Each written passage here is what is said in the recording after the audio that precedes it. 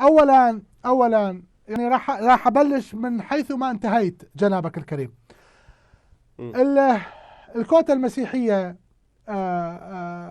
استحوذ عليها، صار بها تدخل كردي شيعي، بحيث جابوا اشخاص، وهذا مدى اعمم ايضا، جابوا اشخاص وسيطروا، يعني انطوهم اصوات من البيت الخارجي للمسيحي اذا جاز التعبير، وصعدوا اعضاء برلمان وجابوا، يعني دخلوا بقرارهم السياسي،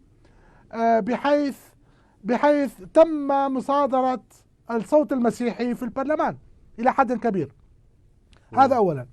ثانيا، النظام الثيوقراطي في العراق اليوم دا يجيب رجال الدين المسيحيين في المقدمة، كم رجل دين مسيحي طبعا في المقدمة، ويتجاهل السياسيين المسيحيين. وهذا رجل الدين المسيحي أنا أعتقد له قصر النظر في الجانب السياسي، لأنه هو رجل دين بالنهاية، هو ليس رجل سياسي.